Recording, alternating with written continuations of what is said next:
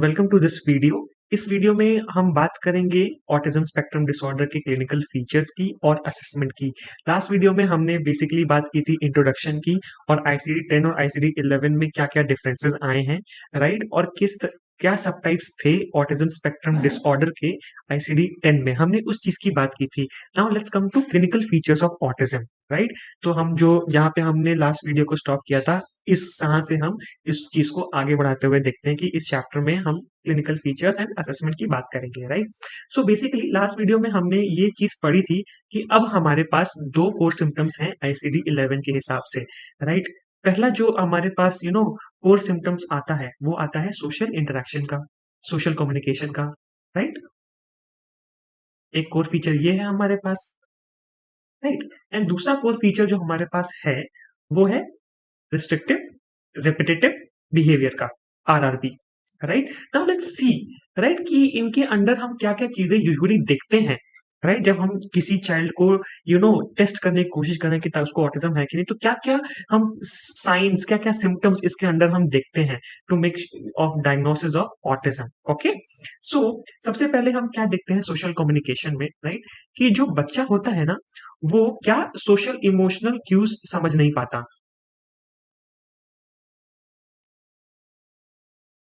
Right? वो face reading नहीं कर सकता, उसको देख के पता नहीं चलेगा कि सामने वाला उदास है कि खुश है, राइट? अगर वो सामने वाला इंटरेस्टेड नहीं है, तो हमें दूसरों के बिहेवियर से देख के समझ में आ जाता है, राइट? कि ये इस टाइम पे हमें दूसरों को अप्रोच करना चाहिए, नहीं करना चाहिए, वो बिज़ी है काम में तो हमें थोड़ी देर बाद जाना चाहिए, या उनकी जो वॉल्यूम की टोन है, जो टेम्पो है, उस चीज़ को हमें देख के समझ में आ जाता है, राइट? कि हमें दूसरों को अप्रोच करना चाहिए, कैसे करना चाहिए। तो ये जो चीज़ है ना, वो ऑटिस्टिक चिल्ड्रन में नहीं होता है, राइट? वो बड़ा ही पुअर होता है। सेकंड थिंग इज़, जब भी मैंने ऑटिस्टिक चिल्ड्रन को देखा है ओपीडी में, राइट, उनके पेरेंट्स के साथ, तो यूजुअली हम क्या करते हैं ना कि जब भी वो पेरेंट्स आते हैं ना, उनके मदर फादर, तो वो बताते रहते हैं चाइल्ड के बारे में कि यार उनको ये प्रॉब्लम है, बच्चे को ये हमने देखा, वो हमने देखा, ऐसा हो गया, वैसा हो गया। तो वो जब हमें जितनी प्रॉब्लम्स बता रहे होते हैं ना, तो बच्चा अदर कोने में एकदम कहीं अलग ही कुछ कर रहा होता है, राइट? वो कुछ ना कुछ कर रहा था, उसको कोई मतलब नहीं वो कहाँ पर है, ठीक है? तो हम क्या करते हैं, उसका अटेंशन पाने के लिए हम यूजुअली चुटकी बजाते हैं, राइट? हम चुटकी बजाते हैं, हम उनका नाम बुलाते हैं, राइट? फॉर एग्जाम्पल अगर बच्चे का नाम अयांश है, तो हम उसको बुलाते हैं अयांश, अयांश, हम चुटकी बजाते हैं, राइट? हम देखते हैं कि बच्चे का ध्यान जहाँ से है, वो क्या हमारी तरफ देखेगा कि नहीं देखेगा अगर हम उसका नाम बुलाएं।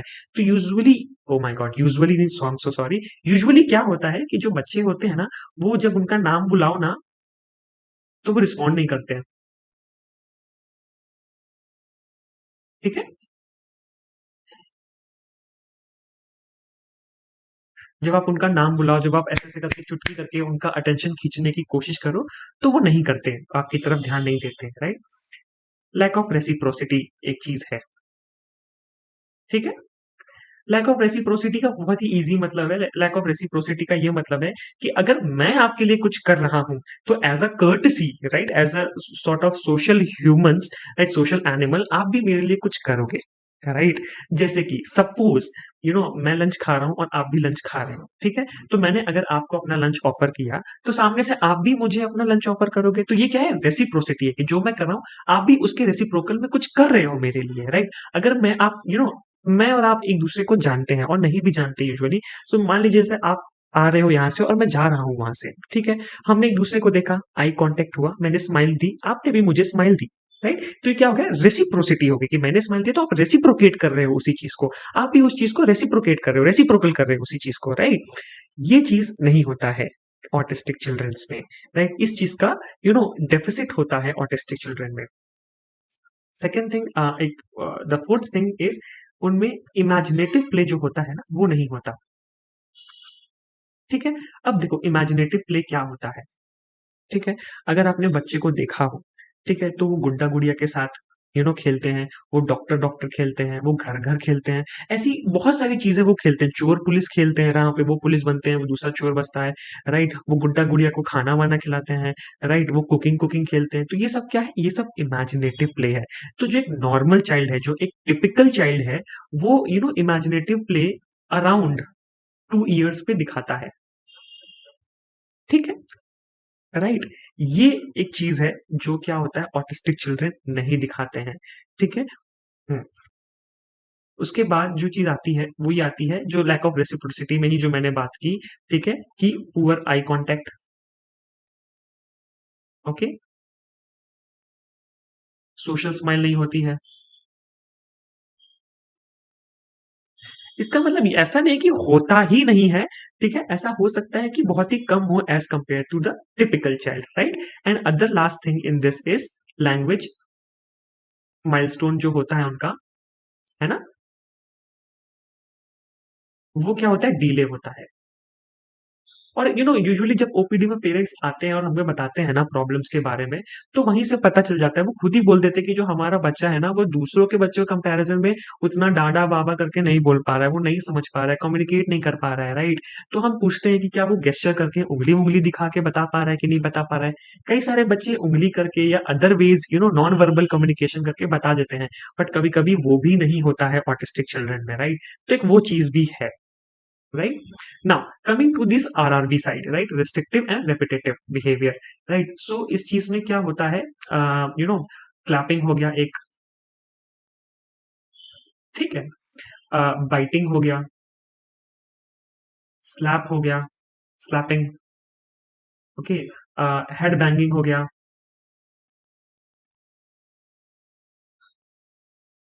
स्पिनिंग हो गया।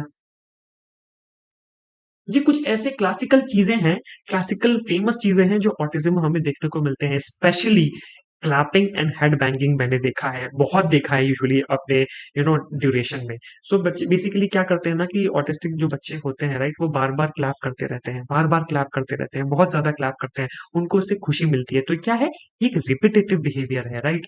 वो बाइट करते हैं दूसरों को या खुद को, राइट, वो स्लैप करते हैं खुद को या दूसरों को। हेड बैंगिंग भी मैंने देखा है कि वो अपना सर दीवार पे पटकते हैं, कुर्सी पे पटकते हैं, टेबल पे पटकते हैं, राइट? या घूमते रहते हैं, घूमते रहते हैं, घूमते रहते हैं जब तक वो गिर ना जाए, जब तक उनको कोई रोके ना, राइट? और फिर वो खड़े होके फिर से वैसा काम करते हैं, राइट? तो ये क्या है, रिपीटेटिव बिहेवियर है, राइट? तो ये चीज एक काफी हॉलमार्क है ऑटिस्टिक चिल्ड्रंस में। ना रिस्ट्रिक्टिव में क्या आता है, रूटीन आता है, जो रूटीन बिहेवियर होता है, ठीक है, उनको अपने रूटीन से बहुत प्यार होता है। ओके, वो बड़े ही फिक्स्ड होते हैं अपने रूटीन पे। कहने का ये मतलब है कि अगर एक बच्चा मान लो 10 बजे खाना खाता है, अपना ब्रेकफास्ट करता है, और किसी कारण की वजह से उसको मान लो 10 बजे ब्रेकफास्ट ना मिला, उसको 10:30 बज गए या 10:40 मिल गए, तो उतने में वो उसको ना सहन नहीं होता, वो बहुत गुस्सा हो जाता है, बहुत इरिटेटेड हो जाता है, टेम्पर टेंट्रम शो करने लगता है, राइट? तो अपने रूटीन के बड़े रिजिड होते हैं, बड़े फिक्स्ड होते हैं, और कोई भी चेंजेस उनको अपने रूटीन में पसंद नहीं होता, ठीक है? तीसरी चीज़ है सेमनेस, ठीक है?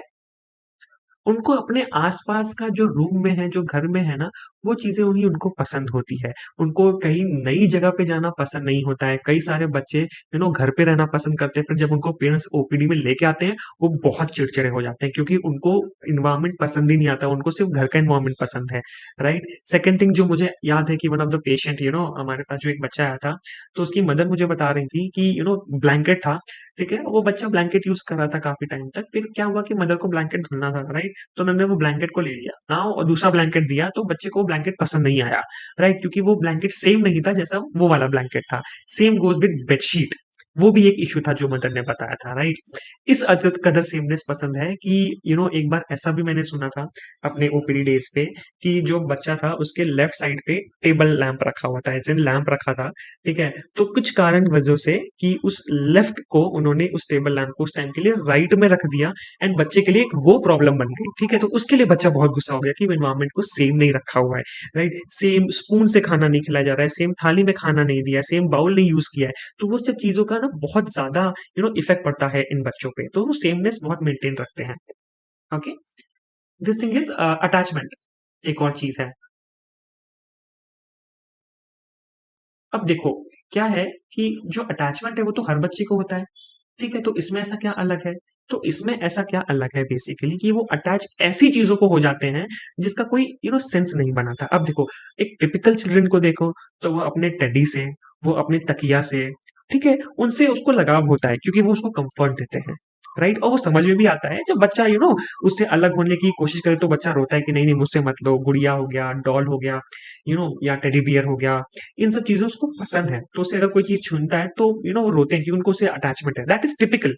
What is in what happens in neurotypical basically ऐसी चीजें से उनको अटैचमेंट होता है जिससे आप एक्सपेक्ट नहीं कर सकते। फॉर एग्जाम्पल लॉक एंड की, ताला चाबी, उससे अगर मान लो अटैचमेंट हो गया, ठीक है। जिसे घर में झाड़ू लगता है, झाड़ू से अटैचमेंट हो गया। अगर वो बच्चे से दूर करे तो बच्चा चिड़चिड़ा हो जा रहा है, रो रहा है, उसको वही झाड़ू चाहिए या वही ताला चाबी चाहिए, राइट। तो क्या है, ये थोड़ा सा टिपिकल से हट के है थोड़ा, राइट। तो ये चीजें हमें ऑटिज्म में देखने को मिलती हैं। ओके, नाउ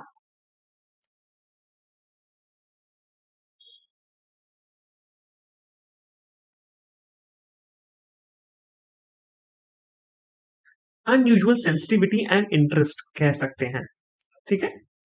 क्या क्या अनयूजुअल सेंसिटिव, बेसिकली टेम्परेचर हो गया, टच हो गया, लाइट हो गया, इन सबसे वो कई ज्यादा सेंसिटिव होते हैं। नॉइस हो गया तो हल्का सा भी अगर जरा सा ज्यादा नॉइस हो गया, ठीक है, या तो बहुत ज्यादा लाइट हो गई या कई टेम्परेचर का इधर उधर हो गया, तो बहुत ही अनयूजुअल सेंसिटिव होते हैं जो उनको बहुत परेशानी देते हैं, right. Again is unusual interest, right. उनको रोलिंग ऑब्जेक्ट्स देखना पसंद होता है, वो उनको लाइट्स देखना पसंद होता है, पंखा घूमते हुए उनको देखना बहुत पसंद होता है, बहुत इंजॉय करते हैं, ठीक है। बॉल मूव कर रही है या एक प्लेस से दूसरी प्लेस, उनको बॉल को मूव करते हुए देखना बहुत पसंद। तो ऐसे अनयूजुअल इंटरेस्ट होता है ऑटिज्म में हम जो देखते हैं, right. Echolalia and echopraxia. Okay, echolalia का मतलब होता है कि पैरट की तरह एक ही चीज को रिपीट करना, ठीक है। बाई चांस मैंने कोई चीज बोला तो बच्चे ने वो चीज पकड़ ली और वो उसको रिपीट किया जा रहा है, किया जा रहा है, किया जा रहा है, राइट। तो उसको कहते हैं इकोलेलिया। और इकोप्रेक्सिया क्या होता है, बच्चे ने कोई चीज को देखा, कोई बिहेवियर को देखा जो दूसरा कर रहा था, राइट। इन रियल लाइफ हो सकता है, टीवी में हो सकता है, वीडियो में हो सकता है, और वो उसी चीज को वापस बच्चा करता जा रहा है, करता जा रहा है, करता जा रहा है, तो उसको कहते हैं इकोप्रेक्सिया, राइट। एक और चीज हम जो देख सकते हैं उसमें is again is enuresis and encopresis, right. This is related to urinary and involuntary passing of bowel movements, right।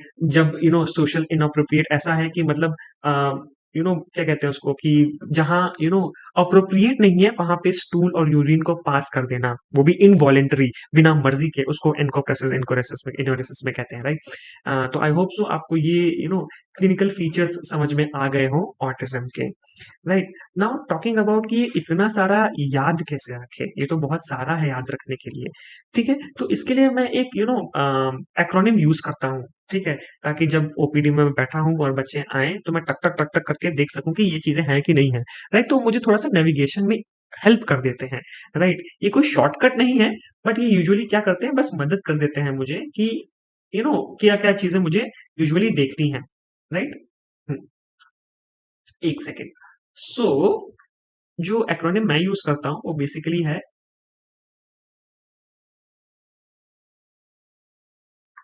Seize for coordination, right. हमने देखा कि कैसे चाइल्डहुड डिसइंटीग्रेटिव डिसऑर्डर जो है, राइट, जो रेट सिंड्रोम है, राइट, हेलर सिंड्रोम, यानी यही चाइल्डहुड डिसइंटीग्रेटिव सिंड्रोम, उसमें क्या होता है, फाइन मोटर स्किल्स जो होती है ना, वो क्या हो जाती है, रिग्रेस हो जाती हैं। एक टाइम के बाद क्या होना, गिरने लगती है। तो कोऑर्डिनेशन प्रॉब्लम, मोटर स्किल्स का जो कोऑर्डिनेशन है, फाइन मोटर स्किल्स, वो एक चीज है जो चेक करना चाहिए, right. R stands for RRB, वो फुल आरआरबी जो मैंने बताया आपको, ठीक है। Restrictive repetitive behaviour, okay. I stands for intellectual disability. मैंने बोला था, राइट, कि ऑटिस्टिक जो चिल्ड्रन होते हैं उसमें से 30% चांस है कि बच्चे को आईडीडी इश्यूज यानी इंटेलेक्चुअल डिसेबिलिटी का इश्यू होगा। तो वो भी एक चीज है जो चेक कर सकते हैं, राइट। और क्या चीज चेक करते हैं, इमेजिनेटिव प्ले, राइट। जो मैंने मेंशन किया कि 2 साल के बच्चों में इमेजिनेटिव प्ले होता है, तो उस चीज को हम चेक करते हैं पेरेंट्स के साथ। टी इज टेम्पर टैंट्रम्स, गुस्सा आता है, ठीक है, नखरे दिखाते हैं कि नहीं दिखाते हैं, है ना, स्टबर्न है, ठीक है, ये सब चीजें हम चेक करते हैं।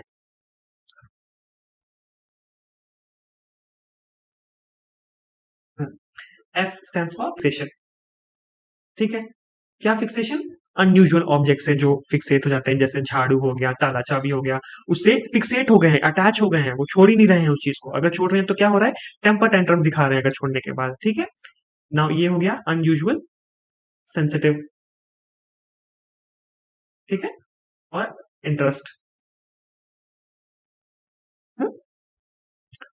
S stands for self harm, और harm to others. Usually self harm का मतलब बाइट कर रहे हैं खुद को या दूसरों को, हेड बैंगिंग जो कर रहे हैं बार बार, ठीक है, या थप्पड़ मार रहे हैं दूसरों को, थोड़े वॉयलेंट साइड बिहेवियर शो कर रहे हैं, ठीक है।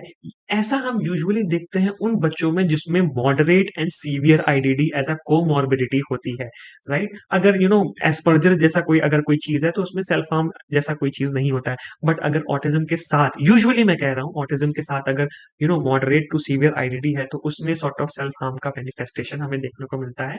And E stands for you know जो मैंने बताया, echolalia, एकोप्रेक्सिया, just check with that also. And again, enuresis and encopresis you can check, ठीक है। तो ये यूजुअली हो गया हमारा clinical features. Now, one more thing which I think I just forgot to add here is this thing. I just want to add one more thing. I'm so sorry, I just forgot. अभी मुझे याद आया, right. बहुत वो नहीं है, but usually हम क्या होता है कि जब हम टिपिकल चाइल्ड को देखते हैं, तो मान लो मैंने एक टिपिकल चाइल्ड को एक टॉय दिया, मान लो मैंने उसको एक कार दी खेलने के लिए, ठीक है। अब वो कार का क्या करेगा, वो कार से खेलेगा, यहाँ वहां चलाएगा, दौड़ाएगा एक बच्चा, राइट, वो कार को ऐसे ही खेलेगा। But in case of neurotypical child, right, जिनको ऑटिस्टिक ट्रेट्स हैं, वो क्या करेंगे, हो सकता है वो पूरी कार के साथ एक्चुअली खेले ही ना, वो प्री ऑक्यूपाइड हो जाए, उनका इंटरेस्ट सिर्फ आगे कार के आगे के दो पहिए में ही हो, ठीक है, बाकी कार गई भाड़ में, मैं सिर्फ आगे के दो पहियों के साथ ही खेलूंगा, मुझे वही सिर्फ इंटरेस्ट दे रहा है, ठीक है। तो ये सब भी इंटरेस्ट होते हैं जो हमें चेक करना चाहिए बच्चे में, राइट। तो हो सकता है पूरी कार को खोल बोल के अब आगे के सिर्फ दो पहिए निकाल लें और उसी के साथ खेलें, और बाकी की जो कार पड़ी है वो पीछे पड़ी हुई है और सिर्फ वो दो पहियों के साथ खेल रहे हैं। तो ये चीजें भी अनयूजुअल इंटरेस्ट में आती हैं, यानी प्ले विद स्पेसिफिक पार्ट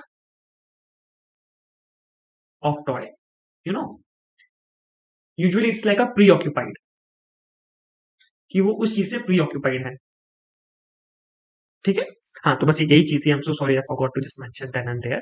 तो एक छोटी सी चीज है, राइट। एंड इसको यूजुअली ये क्रिट फ्यूज मैं पर्सनली यूज करता हूँ इस एक्रोनिम को, just to navigate myself कि बच्चे को ऑटिज्म है कि नहीं है, right. Now coming to, we'll just talk very briefly about one thing, that is comorbidity. I hope so अब तक जो मैंने बताया है आपको वो चीज समझ में आई हो, राइट। तो जैसे कि मैंने वो पहले ही बता दिया कि जो बच्चे जिनको ऑटिज्म स्पेक्ट्रम डिसऑर्डर है या ऑटिज्म स्पेक्ट्रम डिसऑर्डर के ट्रेट्स है, उसमें से 30% children, okay, may have IDD, okay. Again, इसमें से कई सारे बच्चे एसएलडी का भी होते हैं, उनको एसएलडी की भी कोमॉर्बिडिटी बहुत हाई होती है, right. The third main thing is epilepsy. At least वो बच्चे जिनको ऑटिज्म स्पेक्ट्रम डिसऑर्डर डायग्नोस किया गया है, उसमें से एटलीस्ट 25% बच्चे वो हैं, राइट, जिनको एपिलेप्सी का भी प्रॉब्लम होता है आगे चल के, okay. And other psychiatric issues भी देखने को मिलते हैं, for example ADHD. May be हम इन फ्यूचर इन एडीएचडी के ऊपर एक वीडियो बनाए तो उसमें बात करें एडीएचडी की, राइट। स्लीप का इश्यूज होता है, स्लीप प्रॉब्लम, है ना। इरेशनल फियर्स होते हैं, ठीक है, जिसको हम क्या कहते हैं, फोबिया, है ना।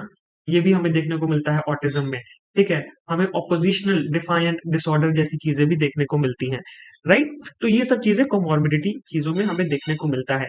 Now one thing I want to say before I move to assessment part is right, कि ये जो मैंने क्लिनिकल फीचर्स यहाँ पे मेंशन किए हैं, social communication and restrictive repetitive behaviour में, right, take it not as a generalisation form. ये most of the cluster of symptoms में जो बच्चे में देखे जाते हैं, make sure you do not generalise it, right, to an extent जहां पे ये मोर देन अ डायरेक्शन, ये एक हार्मफुल बिहेवियर बनना स्टार्ट हो जाए।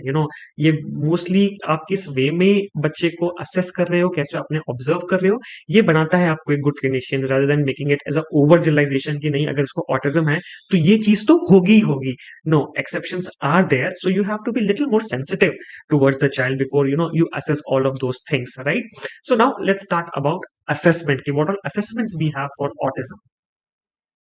ऑलराइट, सो हमने अब तक क्लिनिकल फीचर्स की बात कर ली है जो हमें ऑटिज्म में देखने होते हैं। Let's talk about assessments, right? So basically बहुत सारे असेसमेंट्स अवेलेबल हैं मार्केट में for screening for autism, diagnosis for autism, to check the severity of the autism. Okay, so one of the I will just talk about the main tools, the prominent tool जो हम use करते हैं अपने OPD scale पे, I mean like OPD में, ताकि हमें पता लग सके कि whether the child has autism और नॉट, और क्या क्या सिवियरिटी है उसी आई मीन ऑटिज्म का, राइट? सो जो पहला स्केल है, right, I am pretty sure आप लोगों ने इसके बारे में जरूर सुना होगा, राइट? So the first scale is, let me just change the pen colour bro, yeah just wait, yeah. So जो पहला स्केल है basically that is known as ईसा, आपने इसके बारे में जरूर सुना होगा, right? Which stands for Indian scale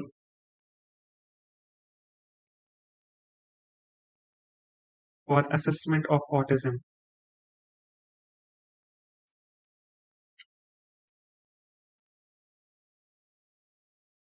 ठीक है, एक ये स्केल है, राइट? इसमें बेसिकली क्या होते हैं, इसमें 40 आइटम्स होते हैं, ठीक है?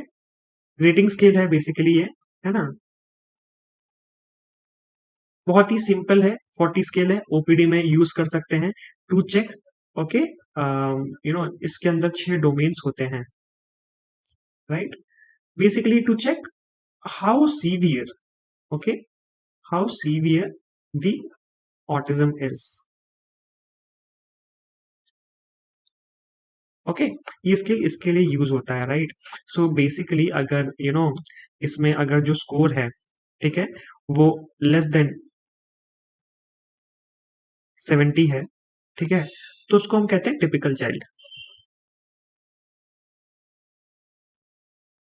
ठीक है, अगर बाई चांस इसका स्कोर है 70 से लेके 106, तो उसमें हम कहते हैं माइल्ड एएसडी। ठीक है, अगर यही स्कोर 107 से लेके 153 है, तो उसको हम कहते हैं मॉडरेट एएसडी। ठीक है, सिमिलरली इफ स्कोर 154 से ज्यादा है, तो उसको हम कहते हैं सीवियर एएसडी, राइट? जैसा कि मैंने बताया था कि आईसीडी 11 में, राइट, याद है आईसीडी 11 में क्या करा है, उसको एक कॉन्टिनम पे रख दिया है, राइट? तो यहाँ पे क्या होता है, लेस होता है, यहाँ पे सीवियर होता है। तो उस वे में हमें इस स्केल से हमें इस स्केल से पता चल जाता है, इस स्केल से हमको पता चल जाता है कि उसका सिवियरिटी, राइट, कितना है उसका ऑटिज्म का सिवियरिटी। तो पहला स्केल है ईसा, राइट? दो और ऐसी स्केल हैं जो प्रोमिनेंट यूज हम करते हैं ओपीडी, अपने ओपीडी में, right? Second is CARS, which stands for childhood autism rating scale. जो तीसरी है वो बेसिकली यूज होती है as a screening tool, right? इससे हमें सिवियरिटी का पता नहीं चलता है, बट इससे हमें बस इतना पता चल जाता है कि whether the child might have autism और नॉट, राइट? तो it's like a mostly screening tool जिसको हम कहते हैं, right? So M CHAT usually it stands for modified checklist for autism in toddlers.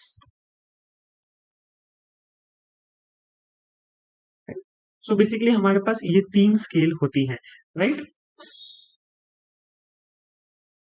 Right, सो हमारे पास ये 3 स्केल होती हैं। एक है हमारे पास ईसा, एक है कार्स, और एक है एमचैट।